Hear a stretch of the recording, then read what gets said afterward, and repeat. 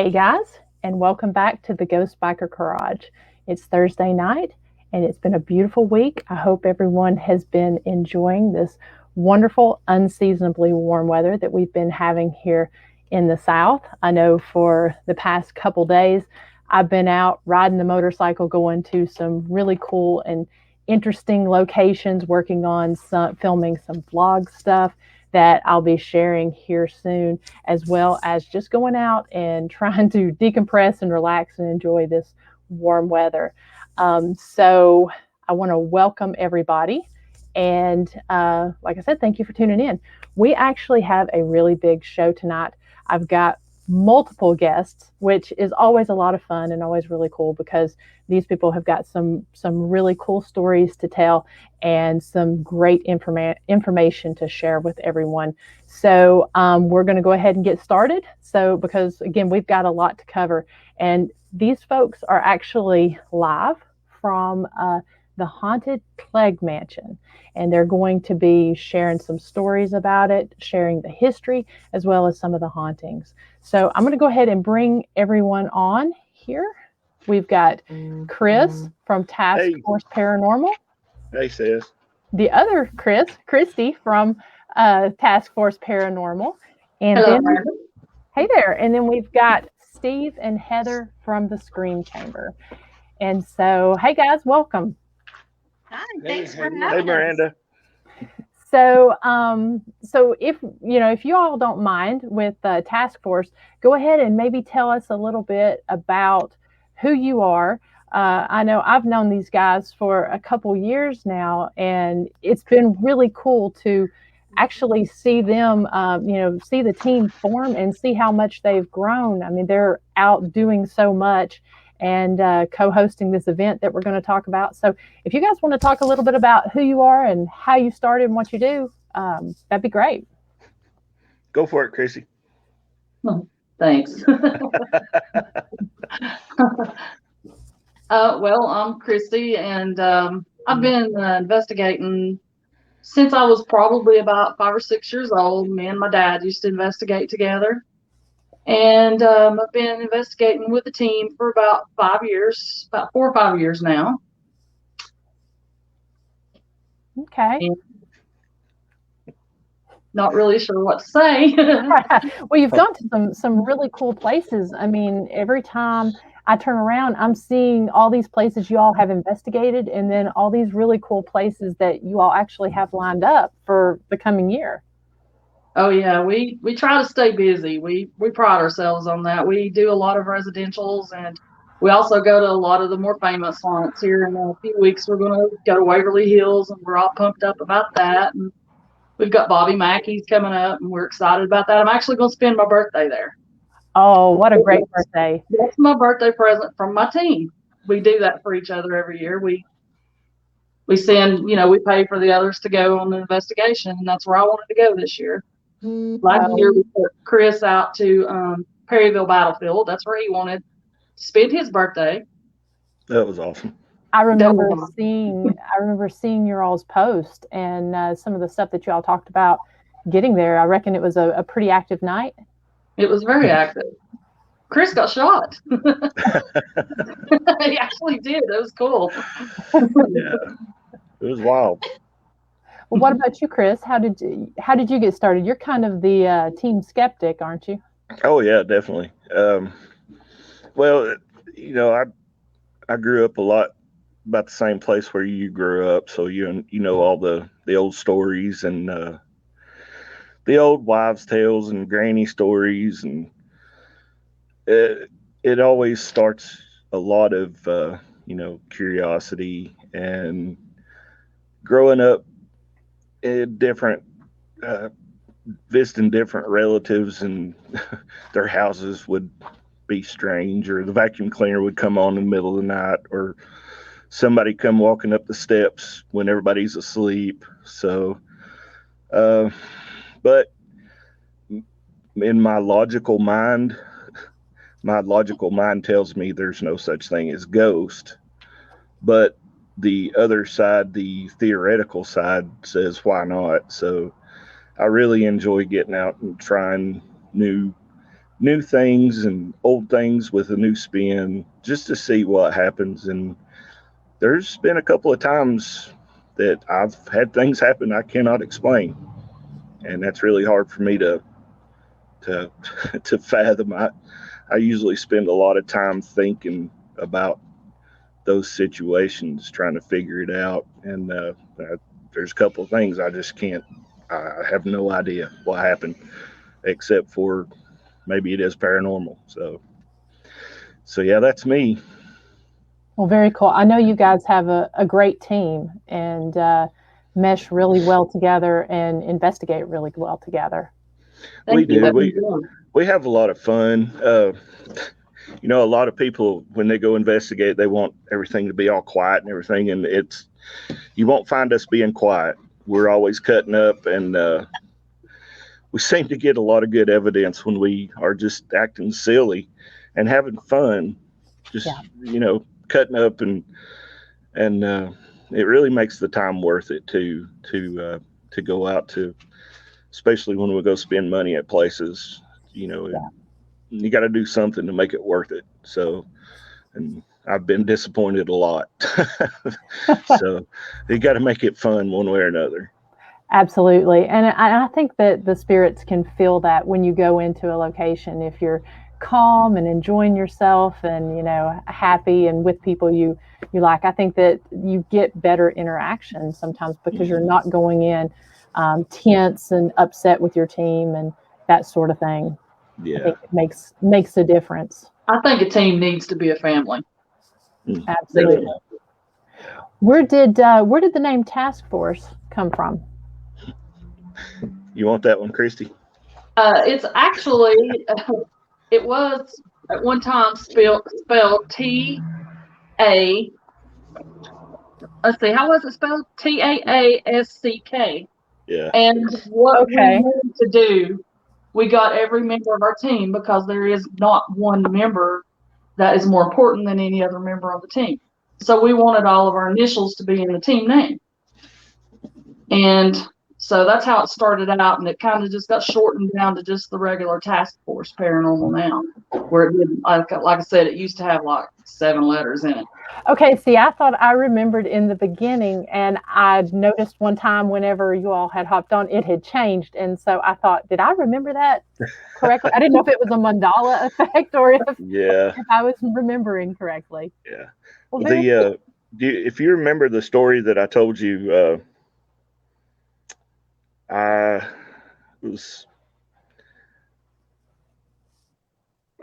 we were in person, and I told you a story about it, about a certain person. Mm-hmm.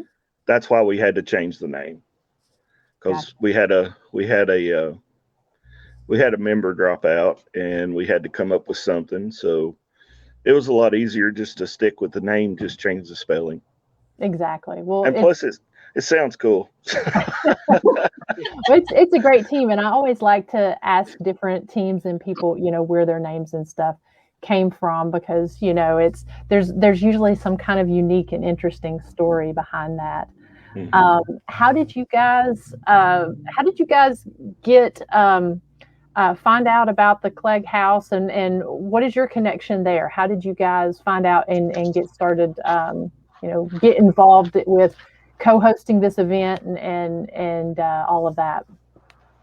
I spend a lot of time getting out and trying to find haunted locations for us to go to. Some well-known, some not so well-known. Mm-hmm. And I'd always heard all my life about the hauntings here at the Clegg House. And I actually contacted them to see if they were even doing paranormal investigations, because I hadn't heard of anybody, you know, coming down here in a while. Mm-hmm.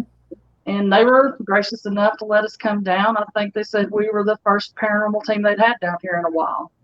Oh, very cool. Okay. And it's an awesome location. For anybody that's not been, they really should check it out. One of Chris's experiences he can't explain was actually here. Okay. Yep. What you want to tell us? You want to try to explain that experience, Chris? Sure. We were all upstairs. We had a couple of another thing we like to do is take people that like our Facebook page, when we can, we'll try to invite them on a hunt with us, just to kind of include everybody and let them see what it's like and have fun. And we had a couple with us, and hopefully they're going to be with us some more. They were really cool. But we were all in one of the rooms upstairs, and we're getting everything set up to do an Estes method session. And I had, I think I was sitting in a chair across the room, and I'd left my camera or my voice recorder or something over across the room on a table. I got up, walked over to picked it up, turned around. As I got back almost to my chair, there was a whisper in my ear, like literally just right there.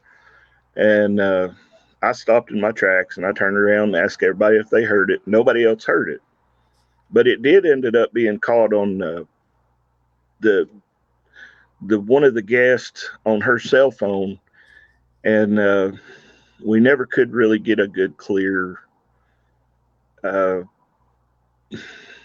Just couldn't figure out what it was saying. Okay. Never could hear it clear enough to find out what it was saying. Okay. So but that was really cool, and it was kind of an experience that I had with everybody else in the room that nobody else had. So then that's definitely that I still think about that, trying to figure it out every once in a while. Well, and that's always really cool when you can actually capture, when you can hear a disembodied voice and then actually be able to capture that on a recorder or a phone or whatever. That's always cool when you're able to validate the two. Every single recorder that we had, it picked up on every one of them. That's awesome. Hardly ever happens. Very rarely does that happen, and it's cool when it does happen like that, because then you're kind of able to triangulate where it's coming from based on where the recorders and such are placed. You can actually tell that it was coming from, I guess, where Kris is, but rather than somewhere else in the room. So that's very cool. Well, I've got a few questions here for Heather and Steve. So Heather, you're one of the co-owners? Yes. Okay. Yes, there's 4 of us. Okay. And Steve is with, let's see, you're with Entity Vortex Paranormal Society. Is that correct? Yes. Okay. Well, if you all want to tell some of the history and some of the things that you guys have experienced there, that would be really cool. I'll let Steve tell you the history, and then I'll chime in on the experiences. Okay. Well, Samuel Cleage, he moved to Tennessee. It was around 1823. Once his parents passed, he made his way from Pennsylvania area here to Tennessee. Along the way, he built several houses for some of the farmers and things, ending up in the Mounts Creek area in Athens. He settled on the spot where he's at. When he showed up in Athens, he was told that he had 3 sugar barrels full of gold, coins, money, notes, and had several hundred slaves with him as well. And just so everyone knows, during this whole renovation we've been doing, this whole process, we have looked for those barrels and have not found them yet. Just so everybody knows, they're still there somewhere. Gotta share with us. Keep looking. Wait a minute. He built his house. It was probably around 1826 when the house was starting to be built. Then through the years, he had his son David. He lived here with him. His son Alexander lived down the road. Around 1850, I believe it was July of 1850, a young boy by the name of Ambrose Griffith had killed Samuel Cleage. We're still not sure what it was over. We just know there was an altercation. We do know that there were the family was on different sides of the fence with the Civil War, pro-Union and pro-Confederacy. So we have theory that there could have been something going on there with that. But his youngest son David ends up inheriting the house, and that young boy by the name of Ambrose ends up living with Samuel's youngest son David. And he ends up being the overseer of the entire property. Okay. So there was pretty much the start of the haunted history here It goes all the way up. I know the last story that I heard of was probably around the early to mid 80s.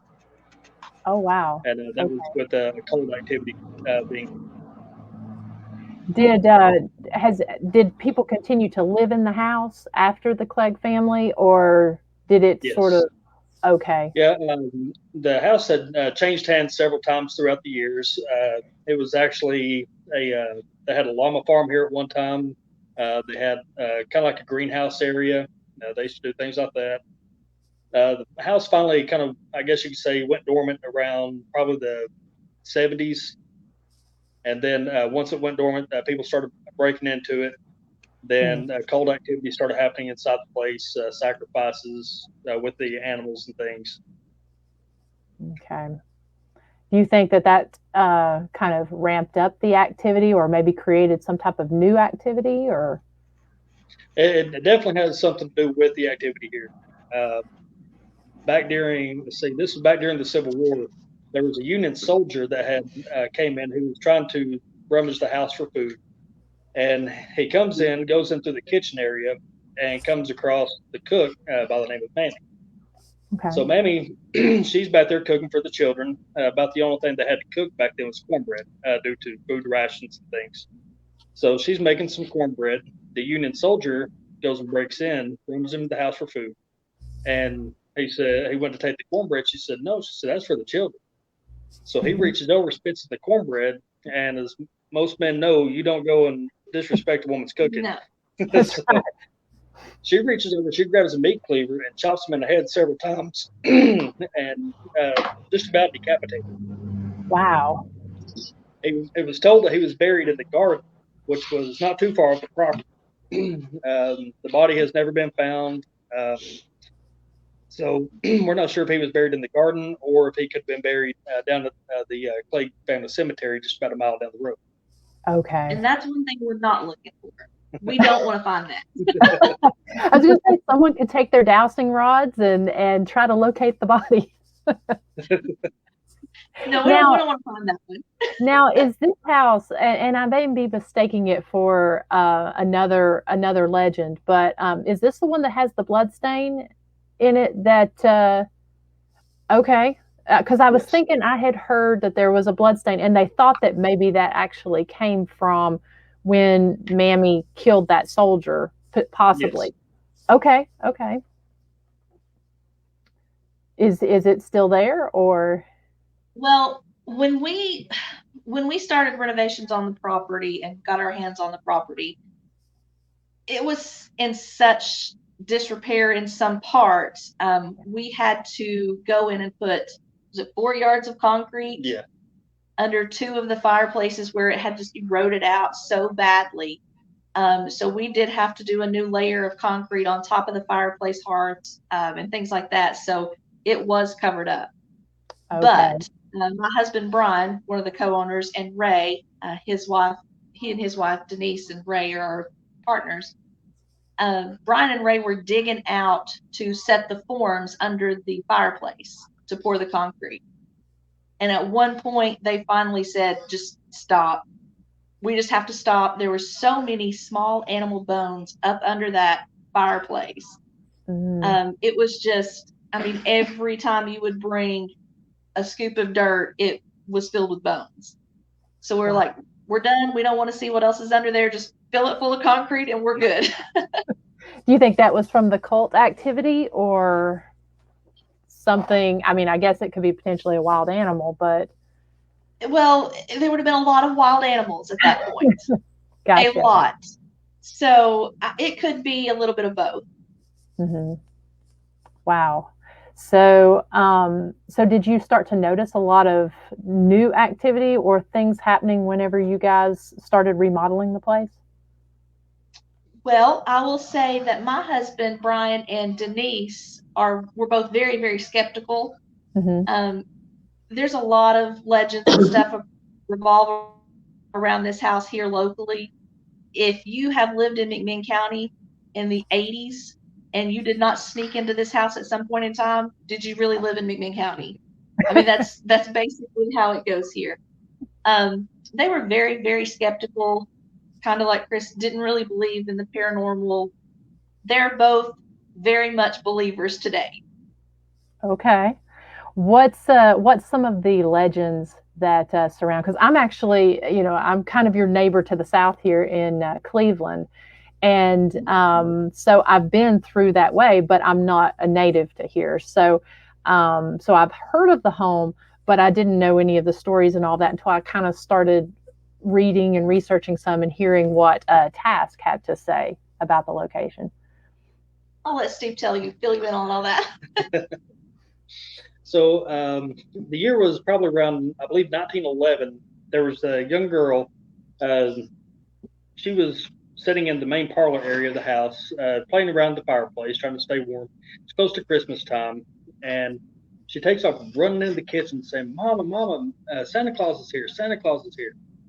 And she brushes the kid off, said, child, just go back into the parlor, to stay in there, quit fooling around. And she said, no, Santa's here, I promise. So she kind of, I guess kind of had a good question about it. So she went on into the living room or the parlor area to look. And when she did, they see the rocking chair sitting right next to the fireplace, rocking back and forth with no one in it. There was no one else in the house except for those two.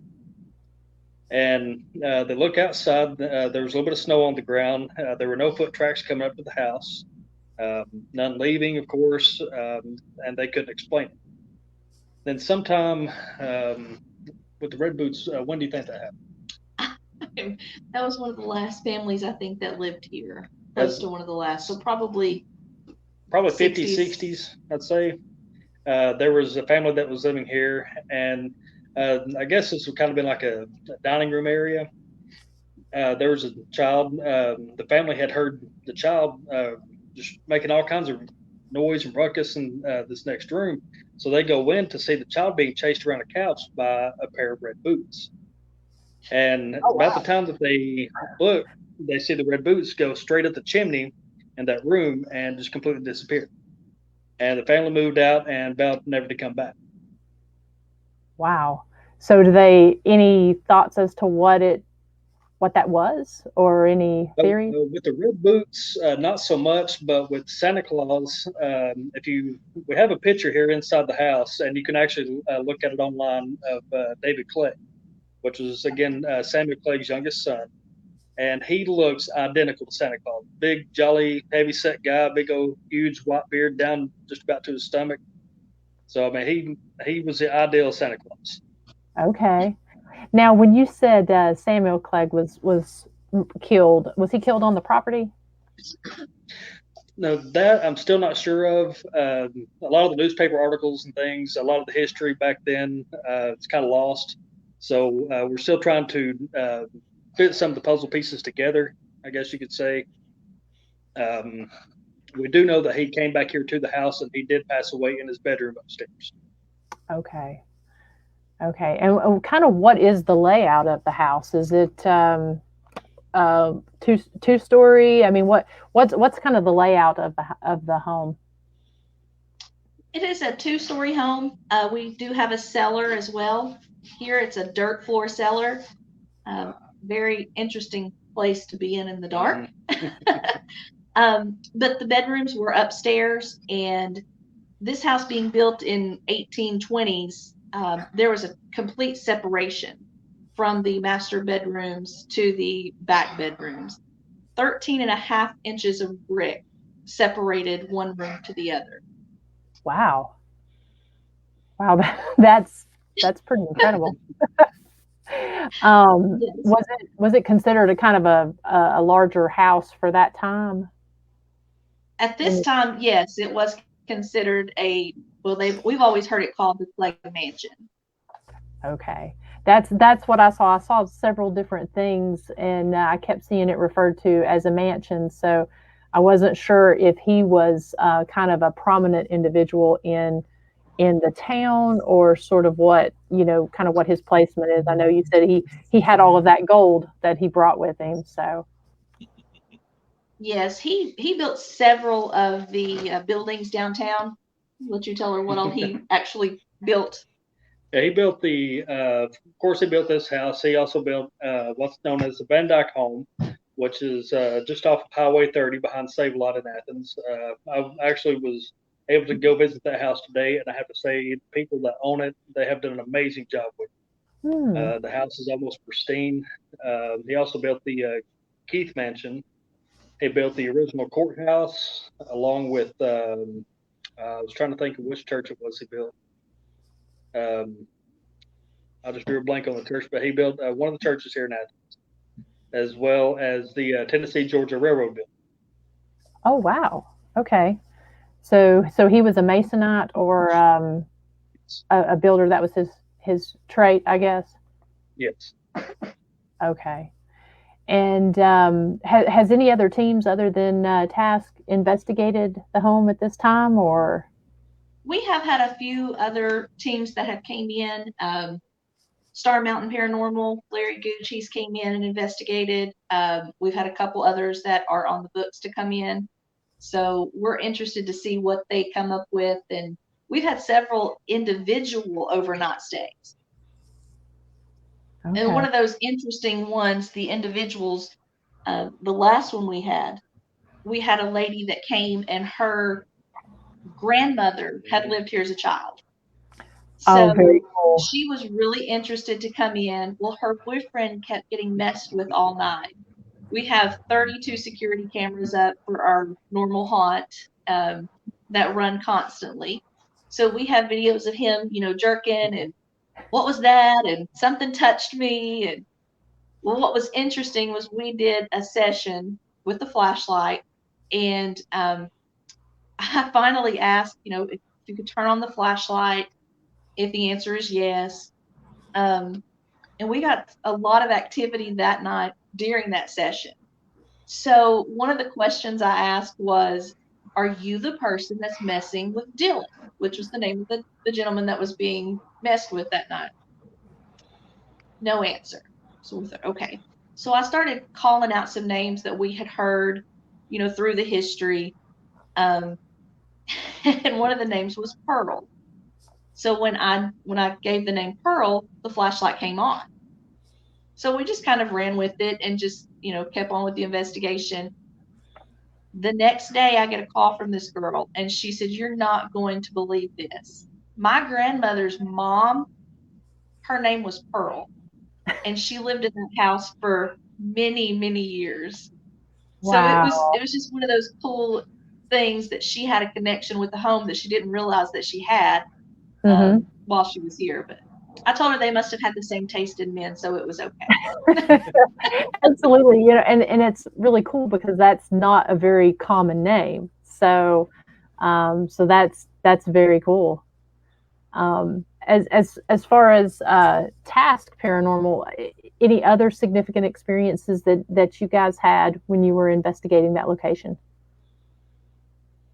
Kris was talking about some of the people that we bring with us. We had brought a couple from down around the Chattanooga area, and like he said, we like to give people the opportunity that don't get to investigate with a team to come and join us. And they were leaving early. We spent the night and they had to leave early. And as they were leaving on our recorder, there was an extra voice in there when they were leaving, and it said "good luck." While they were leaving. We thought that was really cool. That is really cool, because it always seems like some of the coolest responses are the ones when either you're just kind of not really addressing them and you're having a conversation amongst yourselves, or kind of, sometimes like if I'm just taking a break and eating a snack or something, you'll get some of it's almost like they want the interaction, and want to be included. So that's really cool. Yeah, that's what we do. We turn the recorders on as soon as we walk in the door, and they're on no matter what we're doing, even if we're sleeping, until we leave. Because some of our best stuff has been when we've been totally ignore it. Ah, absolutely. Yeah. How about you, Kris? Nothing else happened to me that night. Like I said, didn't really happen a lot with me. It's very seldom that I'll have any kind of experiences or anything like that. So. Oh, we had that mist go through there too. Yeah, that's right. Steve and I were sitting up there watching the cameras that night, and there was a very neat little something flew through the air. Well, that was Don't know what that was either, but Steve caught that one for us. Well, that's what I was actually gonna ask you, Steve and Heather, is if you mentioned the cameras in there. Have you ever caught anything interesting on your cameras? Absolutely. Oh, yeah. Absolutely. When we first put the cameras up, we would sit at home. Of course, they're Wi-Fi. We would sit at home and just watch them on our phones constantly. We kind of stopped after a while because it was like, I really don't want to know what goes on when we're not there anymore. If it's not somebody coming in, if they're already there, just leave them there. They can do what they want. They're fine. So we've caught, what is it? What would it be called in this very room that we're in now? Yeah, it was actually coming from in front of us, coming back to the camera, which is behind us over in this corner back here behind us. You see this mist, and it was almost as wide as the room, and you could definitely tell it wasn't a spider web. We didn't have any type of fog machines going at that time. It'd been probably months since one was even turned on. And you just see it come from the wall, and it comes straight out of the wall, almost a complete width of the room, and just comes straight up the camera, and then just almost like loops around and goes past the wall that's over on this side. So it goes straight behind me, loops around the corner here, and just vanishes. Wow. Well, what is that room that you guys are in? This is part of the original parlor room. This is our church scene now. We have our preacher and our casket and things like that in here. So What was that? You froze up. You said you had the preacher and the casket. It froze up a minute, the audio and the video. Oh, that's okay. We call it our church scene or our funeral room now. Okay. So let's talk a little bit about the Scream Chamber and the haunted attraction that you guys have. You want to tell us a little bit about kind of how it's set up and, kind of what you guys do?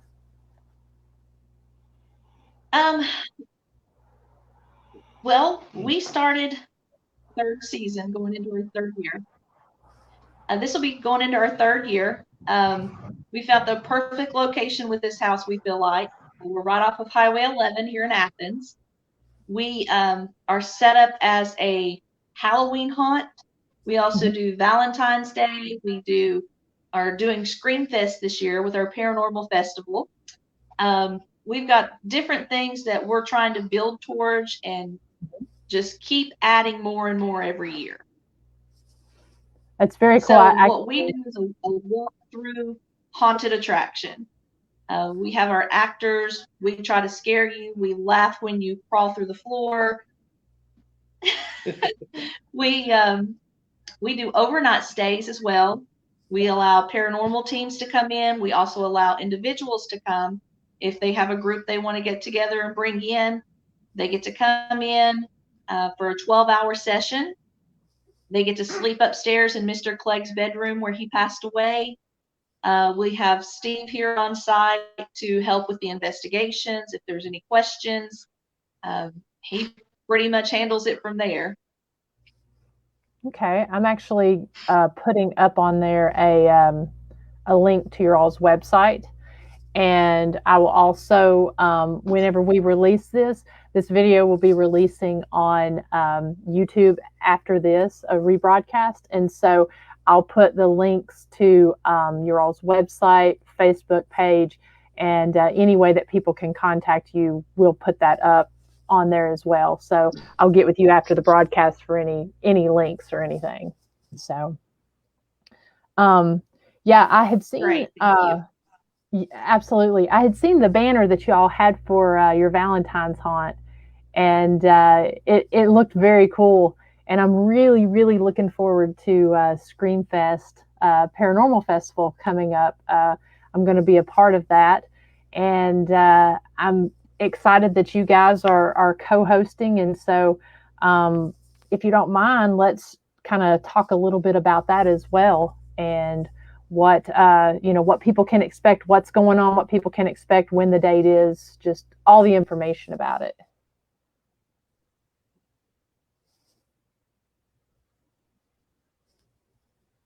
Let's see, I think Chris's mic's muted. And then I think Sorry. Oh no, you're fine. I'm outside. I didn't want the traffic to be loud. I think that Steve and Heather's frozen. And, oh, there they are.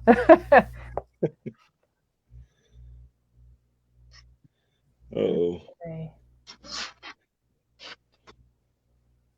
Can you guys hear us? Yeah. Yes. Okay. Yeah. Looked like everyone kind of froze for a minute there. Yeah. So if you want to talk a few minutes about Screamfest and kind of what people can expect, when the date is, and what all's going to be going on. Okay. Well, Screamfest, we're going to start kicking off March the 26th and 27th. We're going to open with our haunted house, our haunted attraction. We're going to be open for the haunt March 26th, which is the Friday and Saturday, from 7 to 11 on Friday night. And then Saturday, we're going to open the Paranormal Festival starting at 10 a.m. and running through 10 p.m. for the festival. We're going to be doing lights on tours of the Clegg House from 10 a.m. to 4 p.m. So you guys can come in, buy your ticket. We'll take you through, show you all of the little Easter eggs that we've put out through our haunt. We have photographs of the actual family that we've placed. A lot of our different scenes and setups we've done based on stories that we've actually heard about the house.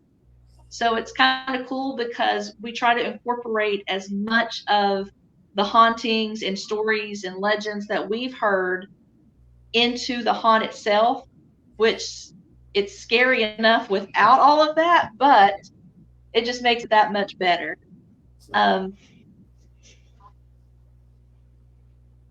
You get to come in, that's $10 for the lights on. You get to come in, you get to tour the whole main level of the house. And then at 4 o'clock, we're going to close that down. We'll open up the haunted attraction part at 7 p.m. and run that through 11. Those tickets are $20 each. We'll still have our vendors and our paranormal teams. Of course, you, Miranda, will be out there to talk to everyone. They'll get to stop by your booths, let them. I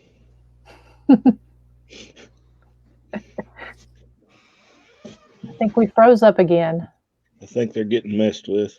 They may be.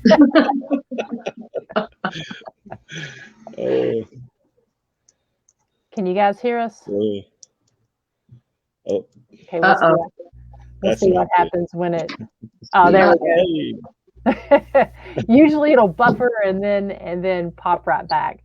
Can you guys hear us okay? Yeah. Okay. So you were saying, so the paranormal teams and everything will be there. The haunt starts at 7, did you say? Yes, the haunted will start at 7 o'clock. I believe it'll go till 11 p.m. that night. Ticket sales will end at 11. We'll stay open till the last person served in line. So we have great concession stand. We have T-shirts, hoodies, all kinds of goodies and everything. I'm trying to fill in for Heather on this spot. She had to step out for a second. Let's see. Sorry, I'm back. There she is. All right, where were we at? We left off with the concessions. Okay, yeah, we'll have concessions. We've got Mag Daddy kettle corn that's going to be coming by. They'll have kettle corn, funnel cakes, which is one of the main reasons I'll be here that day. We've got several other things we've got planned out. We've got some of our groups that are coming in are going to be speaking. Mm-hmm. So we'll have an area set up so you guys can speak to the crowd, kind of tell them what you do, explain how all of that works. A lot of people are like me, they're curious, but they don't really know how the paranormal side works. Mm-hmm. That's why we have Steve. So I don't know what else we can throw in there. No, I think that's good. And do people purchase tickets in advance, or can they get tickets? We will have a link on our website. The festival is completely free. If guests want to come, check out the booths, talk to the paranormal teams, it's completely free to come up. If you want the tour of the house, the Lights On tour is a $10 ticket. The haunted attraction from 7 to 11 is a $20 ticket. Okay. As far as vendors and investigators, is it still open for tables, or have you all closed that down at this point?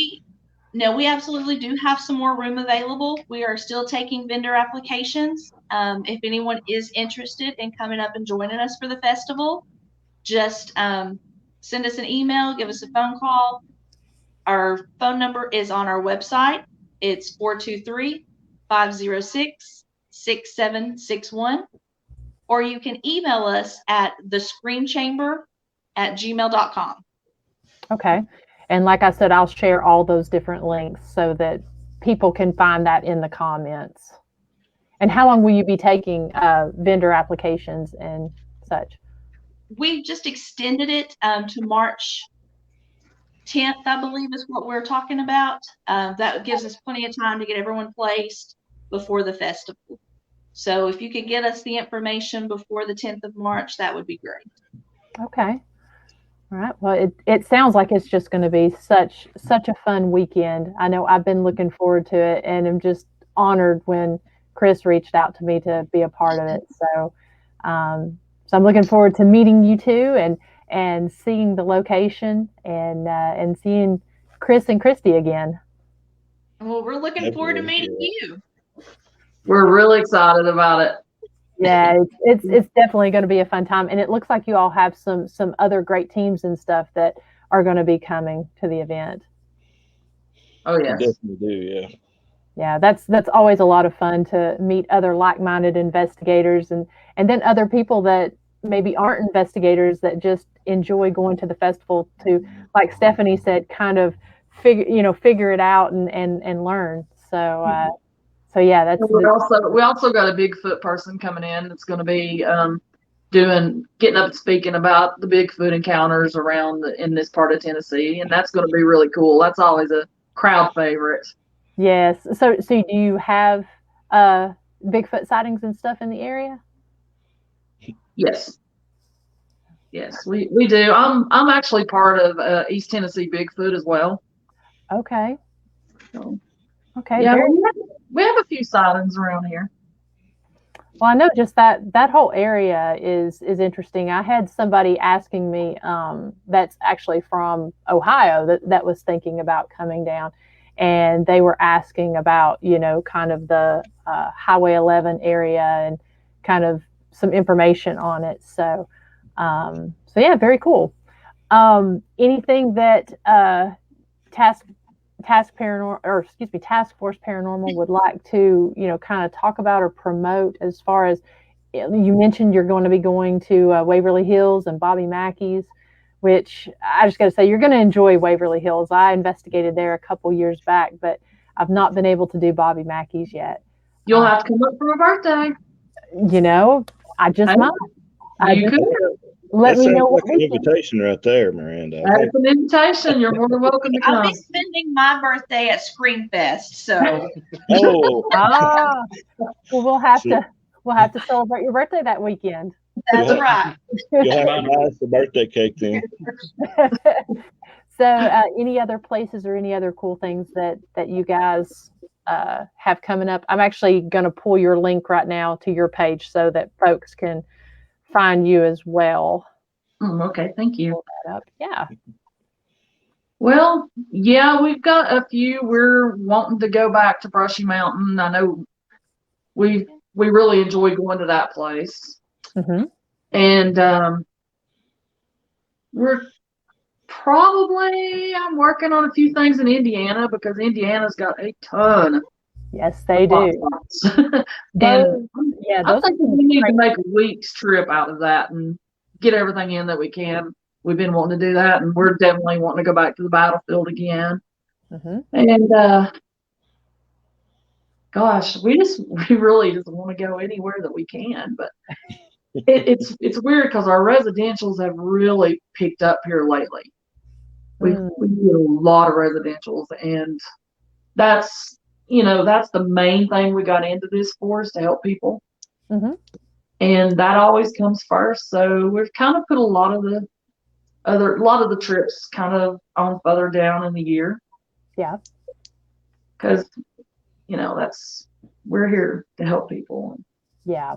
That's the best thing, when you can empower somebody and let them take their home back. And that's just crazy. Do you have any? We're working on a few more things as far as going to the big haunts. Do you have any theories as to why maybe the residentials have picked up lately? Do you think? I mean, I don't know if people being home more, or any theories on it, why you've had such a heavy caseload lately? We have got a lot of great friends in the paranormal field that have helped us. And when a residential comes up, a lot of times they will give us a call to go to do that for them. Mm-hmm.